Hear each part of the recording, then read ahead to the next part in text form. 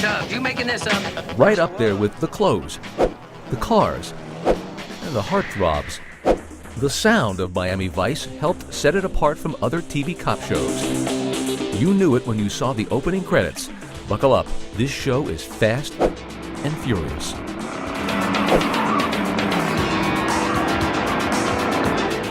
And it didn't stop there. Like the burgeoning MTV, Miami Vice was the marriage of music and stylized images. It brought extra tension and high energy to cop and robber car chases. And much of that sound was created far from the glitter of Miami and the glamour of Hollywood. It was composed here by one man in this farmhouse. His name is Jan Hammer. His home in upstate New York is the unlikely birthplace of what became the signature sound of the 1980s. A chance meeting with executive producer Michael Mann led to Hammer's involvement in Miami Vice. During the meeting, I had all kinds of sketches on a cassette that, and I played him one thing, and he listened to it, and he liked it very much. And he said, let's go ahead on the basis of that piece. And that piece was the Miami Vice theme. Hammer credits Mann for giving him the artistic license to try anything. We were almost finished dubbing the pilot episode.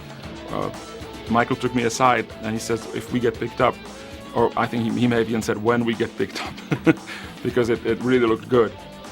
He says, I want you to run with it. I mean, those were his words. Just take over.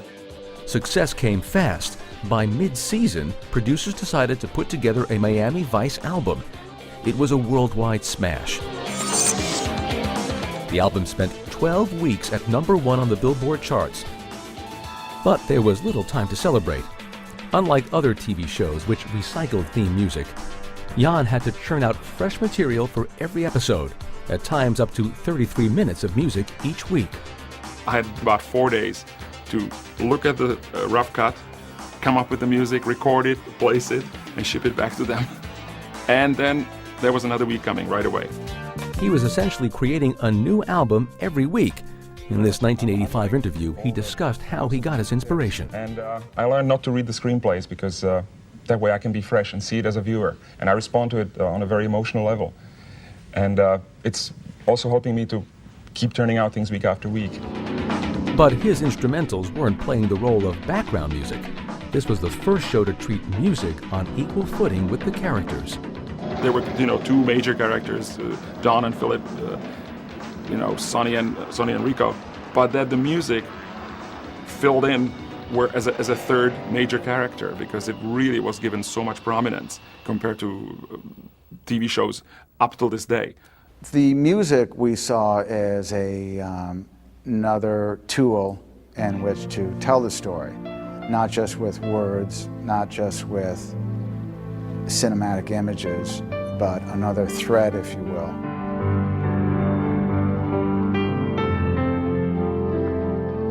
Sometimes the music also was allowed to be on its own, where all the sound effects, all the dialogue would drop out. And it was usually neon or rain or night. And all those things just really started working on its own, where the music really took on a life of its own.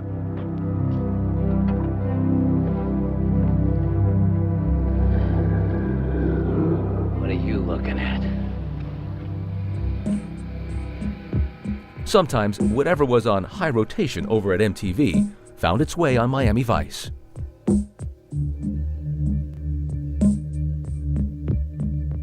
Singer Phil Collins' hit, In the Air Tonight, created perhaps the most famous scene in the show's history. It took a simple scene and it made it much bigger, much more profound, and much more resonant than if we just had some trifling score.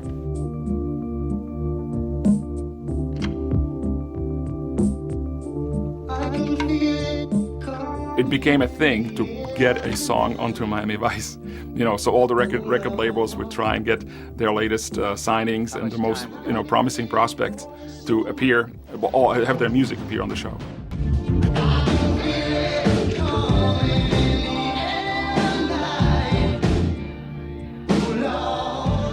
and why wouldn't they?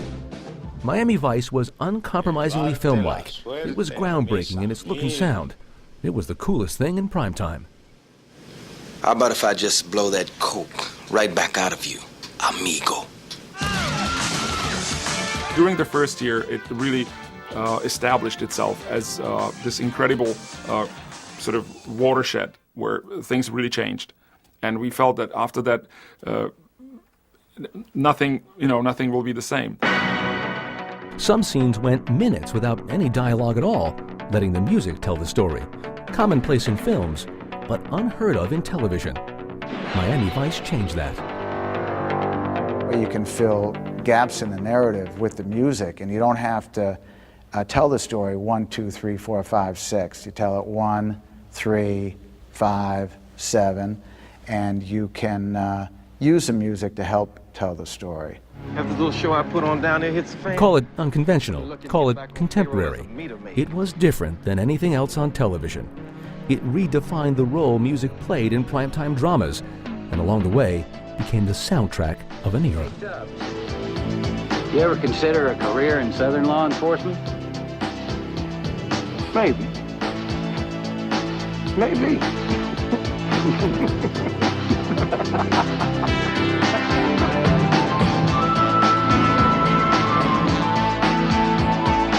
Either play ball or do the time. I'm Ricardo Tubbs.